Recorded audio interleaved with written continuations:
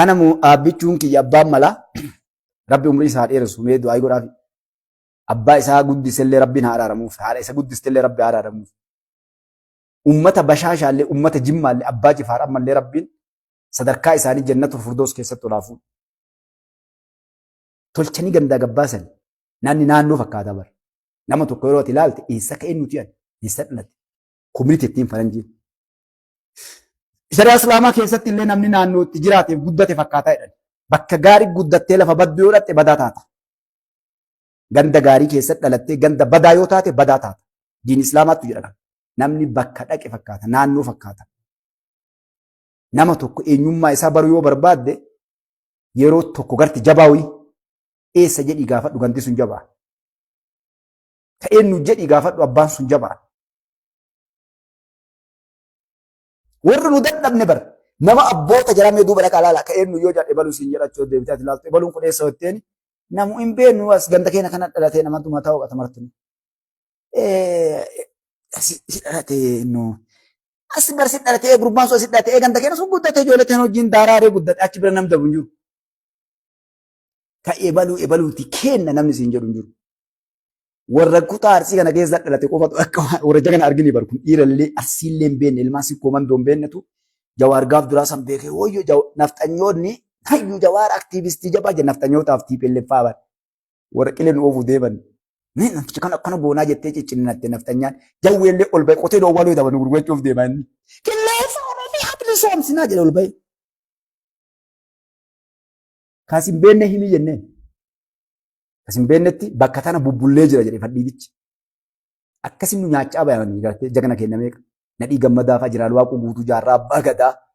Jaal Taaddasaa Birruufa kan nyaatu sabboonaa laal. Warra an Oromoo jedhu abdatee Jeneraal Taaddasaa Birruufaati bar akkana goona jarana jedheen. Jarri qaata akkana goona jedheeti. 4 kiiloo seenuu deemu jira halkanuma itti ban. Ganama yeroo Jeneraal Taaddasaa Birruufaati yaatu qacam. Taawwan fannisanii taawwan fixanii Jeneraal Taaddasaa Birruu agasii achi dhaangaaf kan isallee kuchisiisan. Dhagaa seenaa san qoradhaa. Nafxanyaan tokko keessa jiru Oromoo. Ilmaan tuulamaattu nyaate. Inni waliin guddatee dhalate. Jeneraal Waaqoo guutuu namni waggaa gasii mukatti hidheen. Ilmaan Oromooti. Anaabsi Kabriin. Tultul jettee addarsii keessaa yaate jagna agartee beekaa akka takkaan argin tultul jawaariin tuttee admaanurra gootee ganda keessa dhalanne keessaa haga hattuu kaadiriyaa mootummaa kana keessa jirtuutitti akka nama gartee ciniinnaan garaa qabee ittanti amma gartee ittanaa jirti. Nama 130 yoo takkattiin utaalee 87 deebe ilaala namni. Hin dandeettu bakka tana tuqaa. Ana malee namni likkii isin galchu hin jiru. Ana malee namni likkii isin galchu hin jiru. Dhugaa san garteessitti sabni keenya jigee dhiigni ilmaan teennaa jigide ayyoon teenna boottee hagadhaa gartee yoo xiqqaate jawaar qofaaf ijoollee mana 87 tu agammaa boo'aa jira taa'ee garte. Yoo xiqqaate. Karabbiin boru guyyaa qiyaamaa isin gaafachuu deemu. Maal jedhee maa duute lubbu wallaahi ibalu birrii ibalu yaadaan. Sigalee namticha mujriima san. Eeka Jawaar Mahammad jedhan maqaa isaa dhuma du'e jetti ruhiin martuu wallaahi. Maal inni maal irra duute? Daangaa rabbiitu cabe. Mee haqatanii maal taate? Eenyu tuqe? Maa ajjeefte ibaluun? Ati maa duute? Baaxila irratti ebar sabaaf dee'u osoo jedhe barakkasi. Biyyaaf daangaa kiyya irratti ibaluu du'i diiniin siin jedhu tokko illee jiru gurbaa kolkollee namaaf du'i ka siin jedhu tokko illee garree fi hadiisaa quraana keessatti illee baaxilli rubbuun tante baaxila irra duute daangaa kee irratti ilmaan kee irratti jaartii kee irratti irdii kee irratti warra nu jala taa'ee hadha irdii kee na balleessu kana bara yoo mormarraa kunni shaf goonee baree irraa mun rabbi nun gaafatu irdii wani irdii tantee gubbaa zaalima kana karaa gubbaa yoo qabde bara rabbii yoo irra dhiifte kaa khayri sii qabdi jenneen malee bara hedduu jira gartee zaalima takkaa jiruu namaan argin bayyanatti hin gayyaatee hadha gartee afaan nurra bartuu fi jagna irratti afaan bartu olumaayii teennaaf agartee hayyoota kennaatitti akkasii naaf folcha isuuni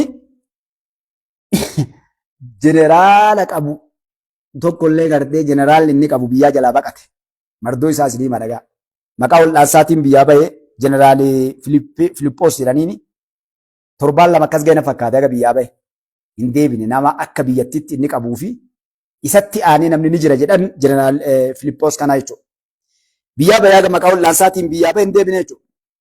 Tokko mardoo gurdoo hattaa isaaf dhiisii uummata Eertiraatiif. Inni lammataa ammoo ministeera haajaa alaa kan turanii Usmaan Saalaadha. Usmaan Saalaaliiti. Usmaan Saalaalii fakkaate. Usmaan Saalaaliidhaa hidhaa dhaabbataa jira. Sababni isaa gaafa walgahii dheengadda Niiwoorkitti 80ffaa addunyaan godhatte achi gubbatti haasaa Itoophiyaa wajjin haasa'uudhaaf qophii jedhee fi akkasuma waa'ee Kuubaadha. Kuubaan gara waggaa 60tiif qoqqobbii jala jirti. Kuubaan qoqqobbii jalaa bahuu qabdi kan jedhu kaasee bakka sanitti inni Asiyaas Afawarqii Tiraampiin mataa jala pireezidant Tiraampiin miila jala lafa dha'ee leencichi Oromoodha. Dr. Abiy Ahmad Aliidhaa gartee xiyyaarota gartee 35 illee qabaa dhageettee jechuu barbaadeen. Waa hundaa qaba kana awwaalii gooftaa kiyya jedhaan jedhee akkamitti waan Ameerikaan hin feene waa'ee Kuubaadhaa kaasee fi takka inni lammataa Itoophiyaa wajjin haasa'uudhaaf qophii hin jenne wanni sun guutuun sooshaal miidiyaa kan nullee isin poost goonee irraa dubbadhan illee gaafas. Ministeerri haajaa alaa Usmaan Saalaadhaa Saalaa Alii na fakkaate akkasuma jecha Usmaan Saalaa Aliidhaa yeroo inni achi gale qaba lammata asii achi jechuun waa dubbachuun hin jiru dhaabbataa qaba. Dhiisuun jeneraalota kaawwanni rashana masaraa mootummaa kaanii bahee kaan seena akkuma jawwee fa'aa ta'e seemtuu jawwee Gabratsiyoonii fi Marroo fi Zammana Kaasee fi eenyu maqaa jiraanaa hima seemtiin halkan tokko as bulaa gaaf kan achi. Kaan hindhidhaa kaan maal godhaa sareen maraattee kaan gabata ganyaati kaan dhiittee kaan ciniinte maaloli ardaa qorqattaa jedhan san. Jeneraallee qam ministeerotallee qam uummatallee qabu Asiyaas Afawarqiiti kun akka jawween nu godhe. Oromoon tun dhagaa kaawura jawwee irra na deebisuuf wannattanii qeerransa eegeen qabanii qaban gadi dhiisanii jedhan. Nu dhabamsiisuu yaadanii misi nuti hojiin isin dhabamsiifna. Dalaggaa teessan isiniif fannifneeti karaa irraa isin galchina saba keenyaaf dhuunfaa keenyaaf. Jawaar Mahammad ministeeronni Itoophiyaa Oromoodha. Batabboo warri hadha biyya bulchu kun ministeeronni isaa hin kijibdii jedhe. Kijibdee amantii jedhe gartee. Ministeeronni mallasii kennaa kijibdee siyaasaa itti dalagattee jedhe hayyuu jarri. Teen ammoo wallaaltu agartee ijatti yoo babaasan wana godhu.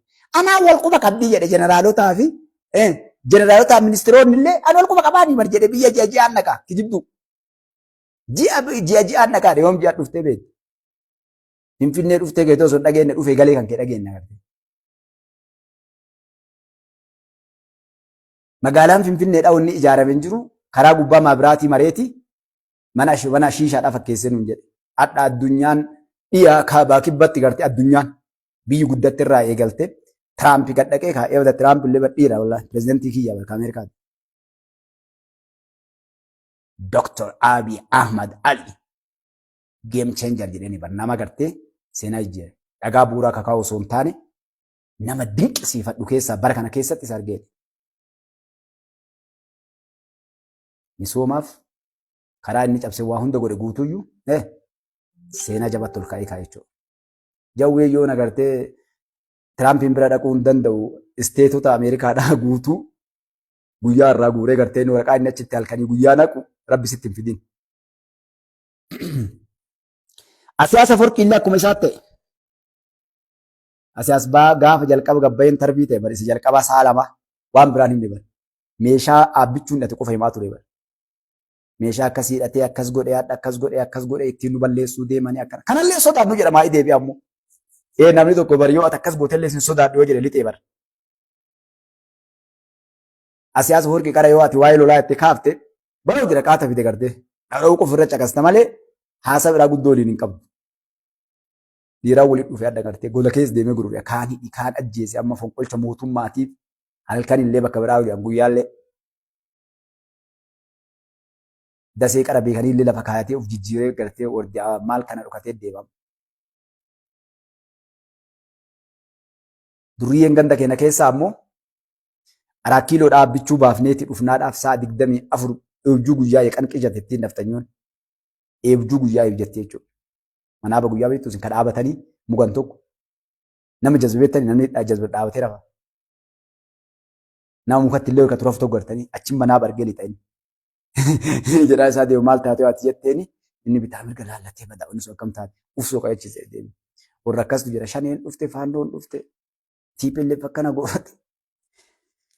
Isuun akkasii gartee ganda guutuu waliin dhahee amma balaan itti bu'u deemte jechuudha. Gandi guutuu waliin dhahee hawaasaan walitti bu'ee uummanni kaakuun fonqolcha mootummaan irra geggeessaa deemaa gugurraan affaarii ammoo qoffee jala seentee jala tataa'u jirti. Isoo akkasii ilaaluu jirti achii bahee cidha kamtoo jedhe itti kofluu jirti. Inuma bara waan ajaa'ibaa takka itti baaste nuti Itoophiyaa ittiin. Bar dubbii balaa qabatee isu bishaan abbaa irratti dubbii inni takkaan niyyatin. Bar waan takka waan inni akka itti eege yoo ta'e waraana Itoophiyaa fa'a dhufee na lolaa eege. Amma orma isaatiif uummata isaatii fi warra mormitootaa uummata isaatii fi Affaartu itti ka'e Affaar bakka sadii jirti bala Jibuutiin ta'irriba dhabde. Yaa uummata Oromoo bara Oromoon tun waan ajaa'iba. Takkaa mootummaa akka daddaloo gartanii mootummaa qoree hin baasu.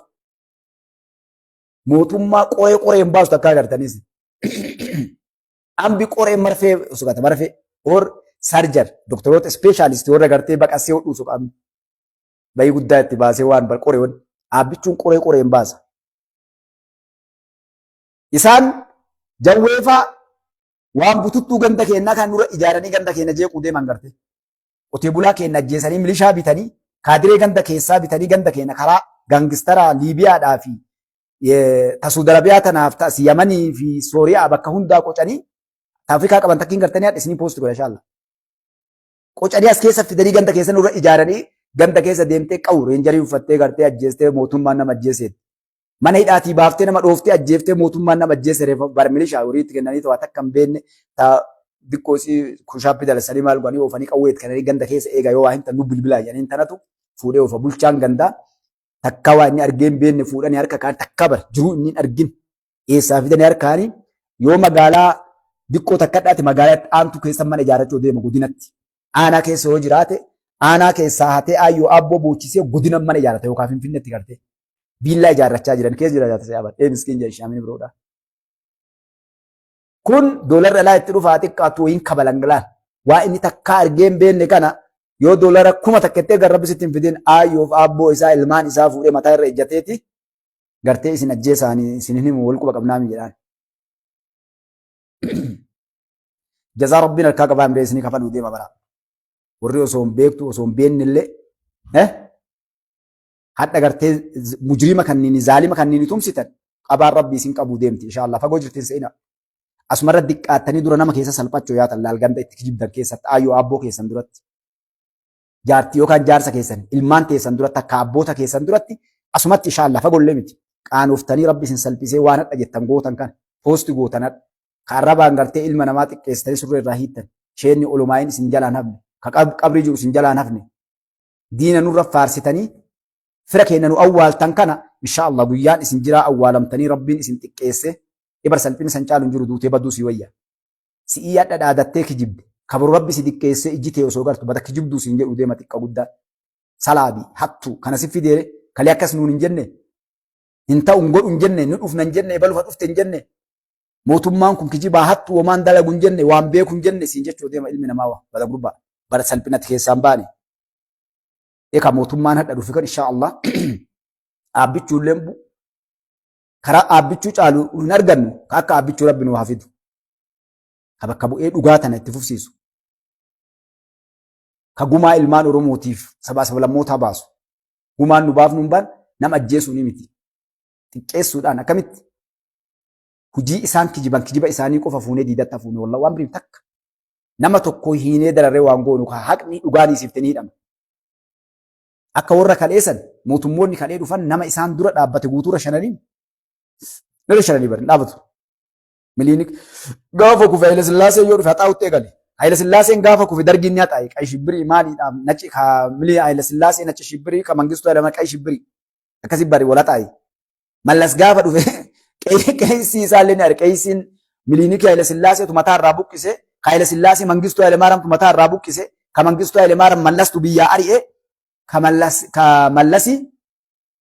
Mangistuun biyyaa ari'e. Ka Mangistuu biyya ari'e Aabbichuun fuudhee galchee kun Finfinnee jira.